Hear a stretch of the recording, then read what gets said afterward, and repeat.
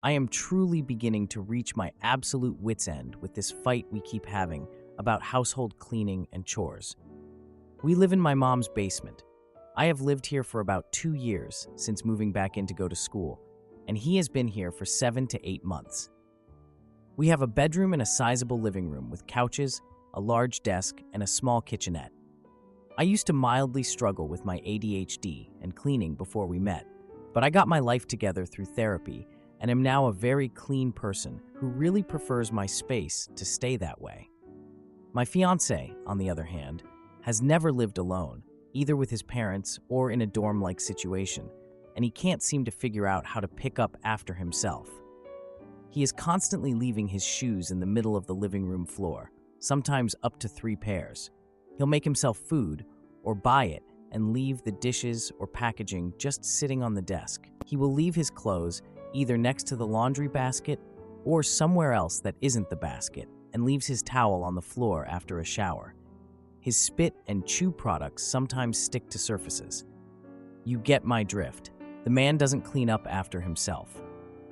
I understand that he and I were raised in very different homes when it comes to the level of cleanliness and what is considered clean. But seriously, he can't for the life of him do the bare minimum. On to the continuous fight. We are arguing more and more about the equality of labor within our home. He never takes the initiative to clean or do laundry without being asked, sometimes multiple times. I heard the excuse that he doesn't know what needs to be done multiple times, so I made 2 chore lists. One that lays out what needs to be done daily, like cleaning the litter box, making the bed, picking up laundry, etc., and one that lays out the weekly, bi-weekly, and monthly tasks, like vacuuming, washing sheets, mopping, and again, you get it. That made 0 difference. He never even looks at it, and it's literally on the wall next to the bedroom. I do 90% of the cleaning, and I work nights in the hospital part-time and am in school full-time, as well as participating in a sport competitively. It's exhausting, and I have had this issue in past relationships, and it's the reason I've ultimately left. I've told him this and tried to communicate my feelings in every way. I've broken down crying more times than I'd like to admit. He's always remorseful and apologizes, saying he'll do better, and does for a week or 2, but then it's back to normal. I am so tired of the fight. I truly don't have the energy for it anymore. I promised myself I'd never let anyone treat me like this again, and the only difference now is that I genuinely don't think this is coming from a place of bad intentions, just laziness and forgetfulness. I've tried to help him in countless ways: lists, schedules, reminders, positive encouragement, and nothing seems to help. His favorite response is that he doesn't have any free time because he's in school full-time and has 2 or 3 very part-time jobs, but he is still home 2 to 3 days a week. I always give him credit. I know he's busy and that tasks won't always be 50-50. Sometimes it's 90 to 10, etc. But they can't always be like that because then when am I getting the support I need? I told him it would be different if he picked up after himself because then it wouldn't be so hard to clean and so frustrating. He just can't seem to figure it out. Now on to my current solution. Call it my last-ditch effort. And before you say it's excessive, I'm aware. I sat him down last night before work and told him that every week he will write me a list with his days off and the number of hours a day he is allowed to work on his computer. I started with what I felt was very generous: 4 hours a day, 2 days a week. That on either of our days off, because if I'm holding him to this, I'll do it too, we have to wake up at 7:30 a.m. and be working on chores by 8:30 a.m. He isn't allowed to come with me to my sports practice anymore, and he can't go out to do fun stuff until we finish our chores. Chores are done first because I'm tired of him starting what I asked at 10 p.m. and doing a half-hearted job. Once they are done, he can do whatever he wants for the rest of his day. Basically, I grounded him, and he's not happy. He said I'm micromanaging him, and I replied, yes, that's exactly what I'm doing. I feel like I have 0 choices left, and if this doesn't work, I don't know what to do. I love this man. He's my soulmate. As cheesy as it sounds, we are almost perfect together, and it would be ridiculously stupid for it to end because he can't clean up after himself. Now for an update. This conversation was less than 24 hours ago. He went to work a night shift, and after spending 3.5 hours deep cleaning and organizing so we could have a clean slate to start this, I asked him to fold the laundry in the dryer and put the clothes from the washer in the dryer. He did this, so yay. I also asked him to mop before he fell asleep. Both tasks should take less than an hour combined. Our space isn't that big and has large rugs. He got home at about 7 a.m., and I woke up at 8:30 a.m. I work nights, so I sleep in late, sometimes until noon, to bank some sleep, to use the bathroom. He hadn't done anything I asked, and instead threw his hoodie on the couch, left his shoes in the middle of the floor, and laid down and passed out on the couch. I get that working the night shift is hard. Trust me, it's all I do. But you can do things after your shift before bed. I do it all the time, and I didn't ask him to spend hours on it, more like 45 to 60 minutes. So I poked him in the arm, and he woke up. I said nothing and went back to sleep.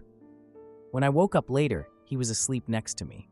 I rolled over and saw that the pillows from the bed were still in the same neat pile I laid them in on the hard floor. Okay, so he clearly didn't mop there. I got up and walked out of the bedroom to see that he left the wet mop and dirty mop water sitting out on the floor. He barely mopped. I know it wasn't a good job because there are spots on the floor that are still dirty, and he didn't move almost anything, just mopped around it. He just didn't even finish cleaning up. It felt like the biggest slap in the face and a blatant disregard for my feelings. I'm too nice to wake him up and be mad because he works the night shift again tonight. I'm looking for advice. I really don't want to break up, but I understand it may be inevitable. Please try to give me advice. I'm desperate. We have been together for a little over a year, for context. Now, for a few comments before the update. Comment 1. Girl, the next step is to leave him. Kick him out of your mom's house. He doesn't care. He knows how to clean up. You've told him how. He doesn't give a damn. He knows how much it bothers you. He's not going to change. He might say he loves you, but his actions and attitude are clear. He doesn't care about you or your feelings. Choose you. You deserve someone who is going to love you. That means that they'll listen to you and they'll do these things without you having to ask because they care about you and want you to be happy. Comment 2.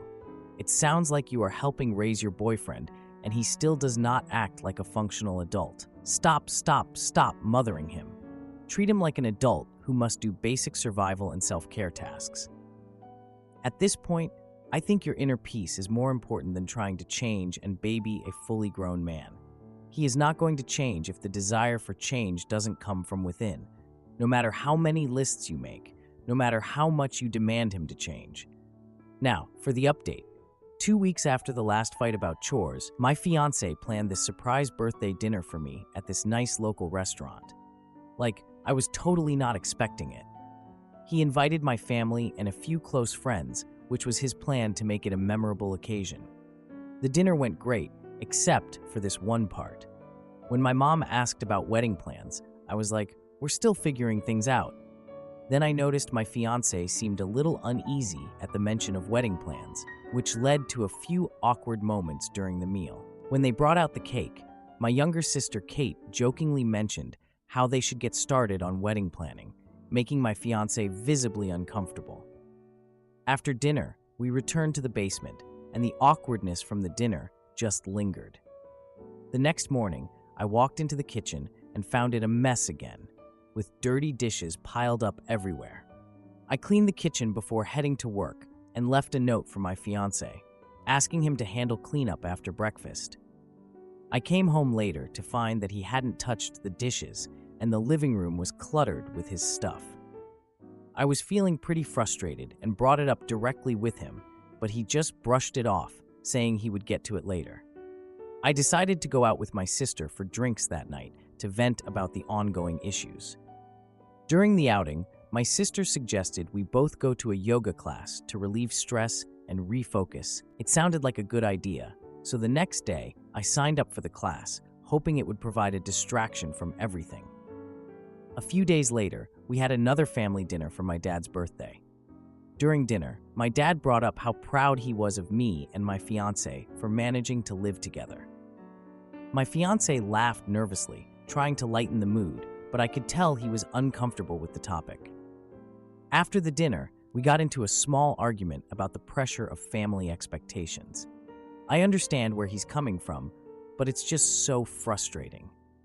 The following weekend, I suggested a day trip to the beach to relax and reconnect. At the beach, we tried to enjoy the sun and everything, but we ended up having a disagreement about packing and preparation. My fiancé said he didn't see the point in being overly organized for a casual trip, which annoyed me. On the way home, we passed by this wedding venue, and my fiancé made a joke about how we could never afford it. He apologized, but quickly tried to change the subject to sports, acting like nothing happened. The next week, I found myself frequently distracted at work, just thinking about our living situation and everything that's been going on. I decided to talk to my boss about taking on a new project, wanting to immerse myself in work and just escape everything.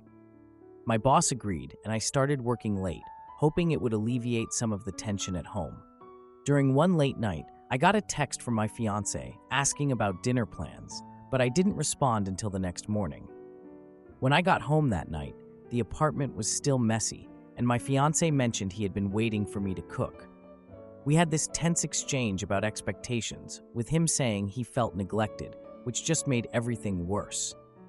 We ended up having another argument about chores and responsibilities, and it escalated quickly. In the heat of the moment, I suggested we consider living separately just to find some space. He went silent, and the atmosphere became really heavy as we both processed what I said. After a long pause, he just said he needed time to think about it. The next morning, we both went through the motions of daily life without addressing the previous night's conversation. Edit: I will never understand how I became so oblivious to what was right in front of me. I was not fully aware of how much my fiancé was mentally checked out until he left me for my sister, the one who suggested we go to yoga together. The reason I didn't see it coming was that I assumed he would never cheat on me because he was still pursuing me. I thought it was his way of showing he wanted to make things right. He even asked me to marry him a couple of weeks later at a family gathering. Am I the idiot for telling my judgmental sisters to leave my party if they can't handle my life choices? I grew up in a cultish church called the International Church of Christ for most of my life. My dad is a pastor, and I was a well-behaved, very wholesome teenager and young adult. I had my first kiss at 19, didn't date, and started experimenting more around 23, spending time with non-church friends, going out, smoking marijuana here and there, dating someone outside of my church, and eventually having intimacy with my boyfriend. Classic young adult stuff, but at the ripe old age of 23. Consequently, my parents decided to make an example out of me and excommunicated me from our church. They told me I was not allowed to come on Sundays or to Bible talk meetings with my peers. Everyone I grew up with and knew stopped speaking to me. I lost most of my friends and was asked to move out by my roommate. Since I wasn't living in accordance with church rules, my family treated me like I was some crazy, drug-addicted, sinful person. It was very hurtful and hard to deal with, and was pretty traumatic, honestly. My siblings were teenagers, and my parents limited our contact so that I didn't affect them with my wild ways. Fast forward 5 years, and my 2 sisters are full adults, living in college and traveling.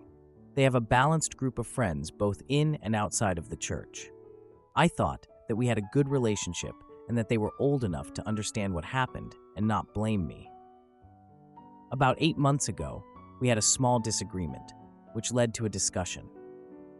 They showed up to my house and started telling me how I had been a bad and absent sister, that I betrayed our family, how hard it was for them to hear rumors about me doing drugs and living a sinful lifestyle, and how I lied to everyone in the church about what I was doing, and that I deserved to be excommunicated. I was really shocked and sad. This is also coupled with the fact that I am the odd one out, and they share a mother, while mine is considered to have been a bad and neglectful parent and is vilified in my family, unintentionally giving me a "you should be grateful" vibe. I came to live with my dad, my stepmother, and my half-sisters at the age of 13. After the conversation I described earlier, There were other very mean things they said to me in text messages. I told them I would not be speaking to them anymore until they could have a mature and thoughtful conversation with me. I asked them to please come find me in person when they were ready. That was 8 months ago now. What began to upset me was how often they started posting various thirst traps on Instagram, showing stories of their friends smoking marijuana. The youngest is now dating someone outside of the church, and they are clearly sexually intimate.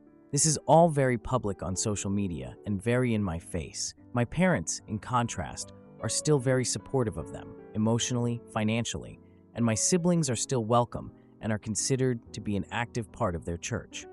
I feel confused and sad. Every time I see my parents, they ask me to repair things with my siblings as the adult. For a while, I did want to repair and seek them out for the sake of family peace, but recently, with what I see on social media, I feel very triggered and confused about why they can't see the parallels of what they are doing at a much younger age than I was and what I went through.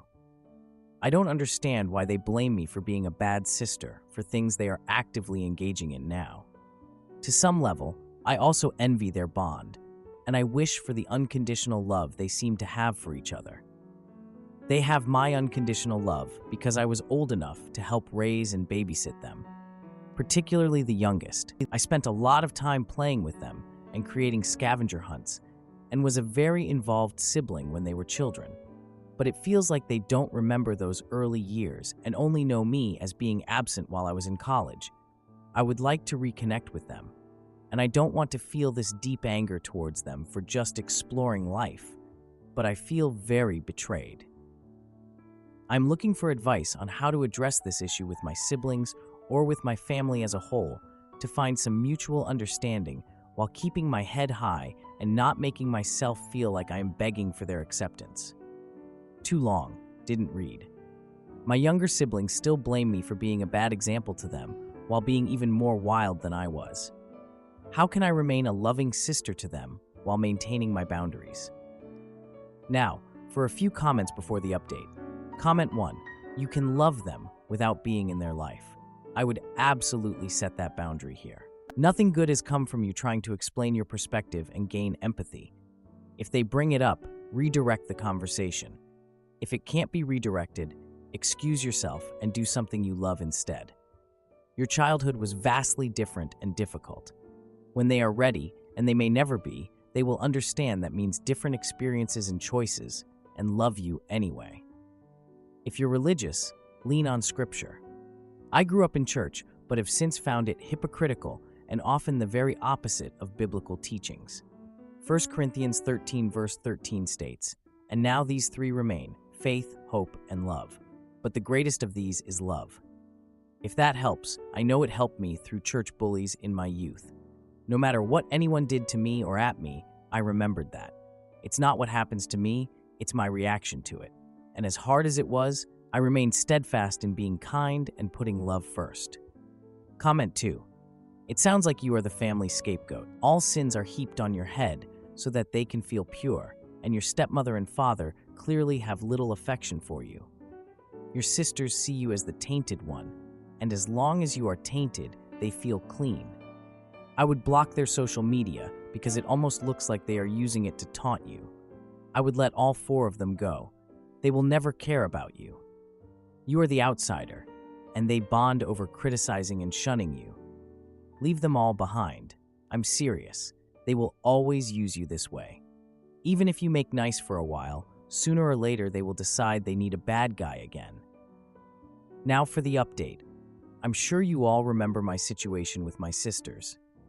Well, it's been a week since that whole confrontation went down. I really didn't know what to do, but I thought hosting a small dinner at my apartment could help us reconnect. So I decided to invite my sisters over, hoping for a chance to clear the air. I spent the entire day cleaning and cooking their favorite meals, trying to make my place feel warm and welcoming. I really wanted them to feel comfortable, you know?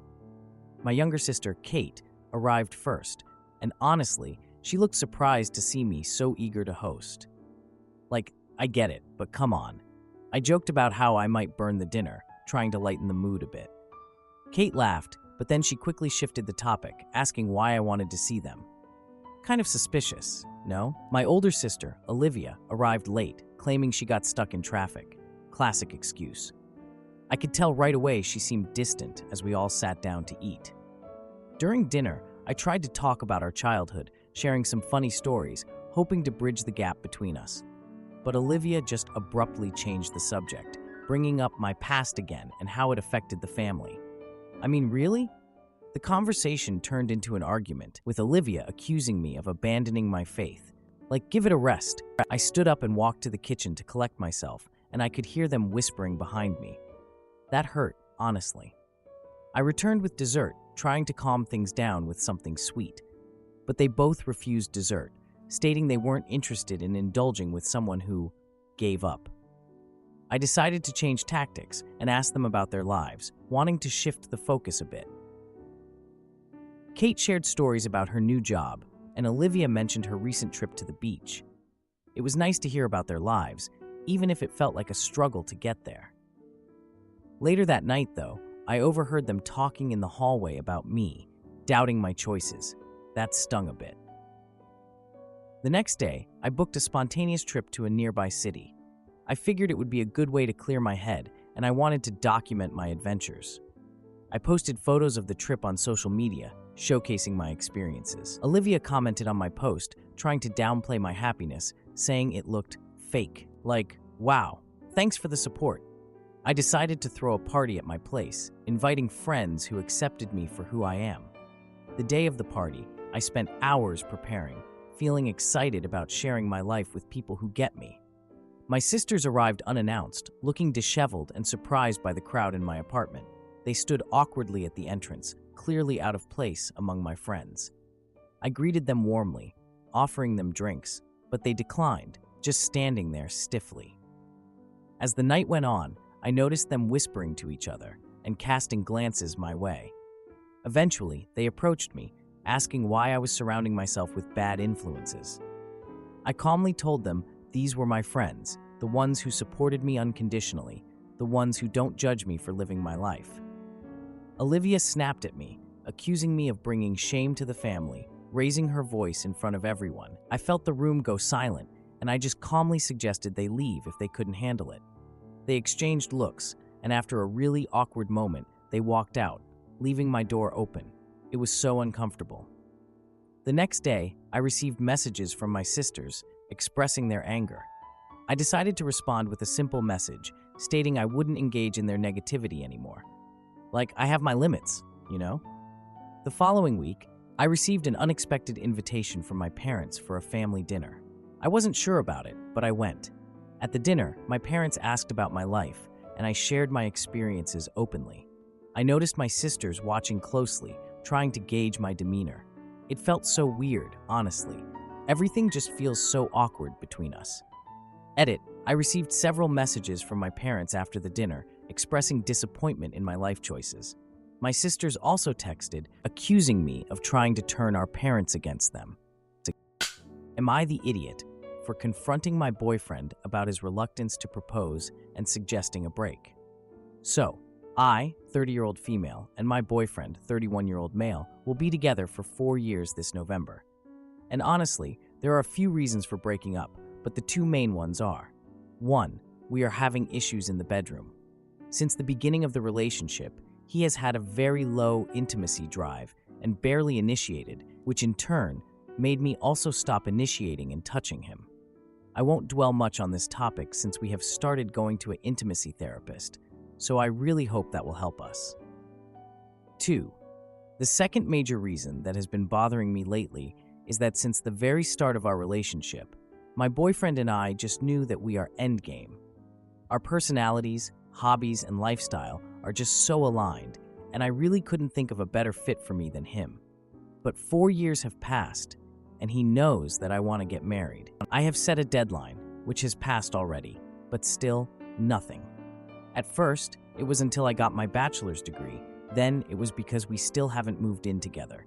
Then it was because he was unemployed and literally couldn't afford to buy a ring. He found a job 6 months ago with a very nice salary, but nothing. I have been waiting for 2 years now, but I didn't want to pressure him since I felt like I was ready much earlier than he was. But today was a different story.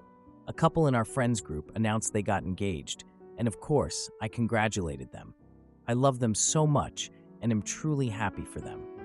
But at the same time, it took everything in me not to burst out in tears in front of my boyfriend.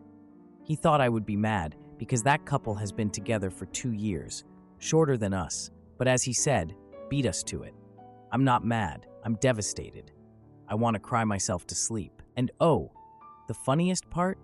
He started to rant about how he feels behind in life compared to his friends, how he's not making as much money as them or being a full-grown adult like them by getting married or engaged. When he said that, I just couldn't hold it in.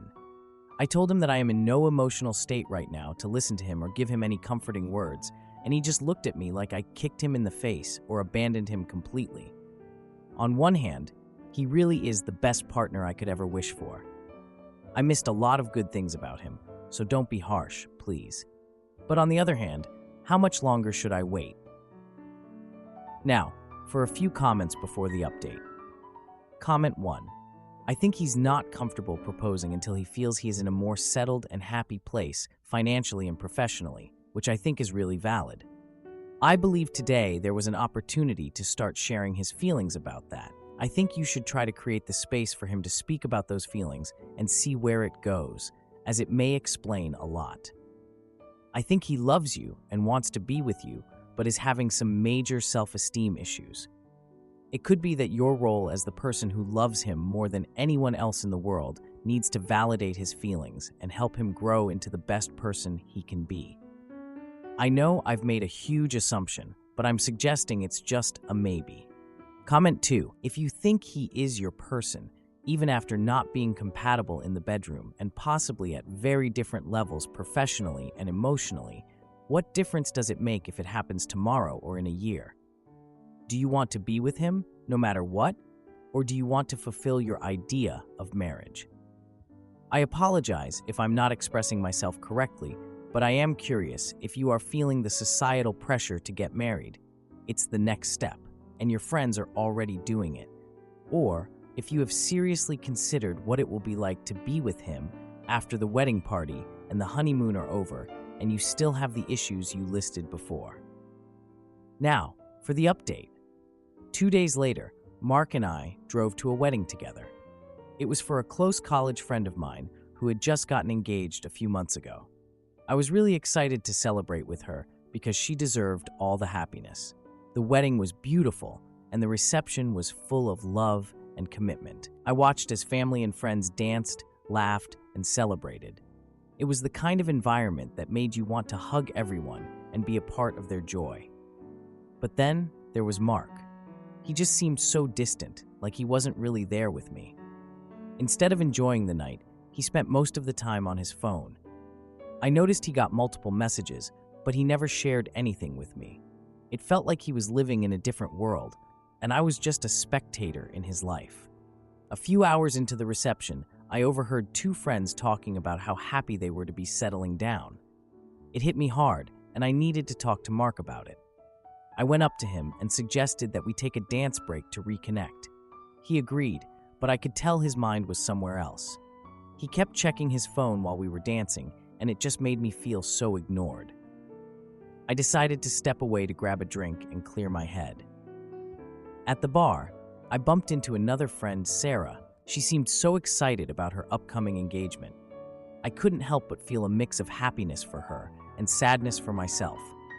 Sarah asked if Mark and I had any plans for the future. I didn't want to get into it, so I just said we were still figuring things out. Afterward, I went back to where Mark was and found him deep in conversation with another friend, Sam. They were talking about work, and I felt a little left out. Then Mark got a call and stepped outside to take it. He was gone for over 15 minutes, and I started to feel a little worried. When he finally came back, he looked flustered, but quickly brushed it off. I asked if everything was okay, and he just nodded, avoiding eye contact. After the wedding, we drove home in silence. I wanted to break the silence and talk about everything, but I didn't know where to start. The next day, I decided I couldn't let it go any longer, so I confronted Mark about his phone usage at the wedding. I just wanted to know why he was so distracted. Of course, he dismissed my concerns, claiming he was just checking work emails. I knew that wasn't the whole truth. We ended up arguing, and I brought up all of our ongoing issues and the lack of intimacy. I was just so frustrated. That's when he admitted that he felt pressure from our friends' engagements, but he didn't want to talk about it. I suggested that we take a break to reevaluate our relationship. I didn't think it would come to this, but I felt like we needed it. A few days later, I got a message from Sarah inviting me to a brunch. I was a little hesitant to go, but I really needed to talk to someone, so I agreed. At brunch, we chatted about everything. I learned that Sarah's engagement came after a long conversation with her boyfriend about commitment. It made me realize how different our situations were. After brunch, I went home to find Mark in a heated conversation with a family member on the phone. He hung up abruptly and looked visibly upset. I tried to ask him what had happened, but he just shut down and walked away. I felt like I was losing him more and more every day. A week passed with little communication between us. We were both just living in the same space, but feeling so distant. Then we went to a family dinner hosted by Mark's parents. The tension was thick, and I could feel it in the air.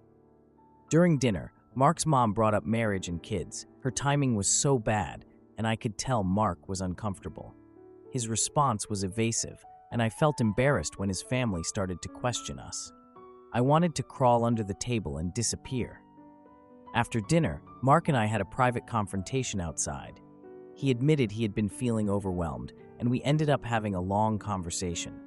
That's when he told me he had been considering a job offer in another city but hadn't told me yet. I was shocked. I had no idea he was even looking for a new job. We ended the night in silence, and I felt so tired of everything. I needed to clear my mind, so I decided to take a walk. When I came back, I found Mark packing a bag. He announced that he needed time away to think.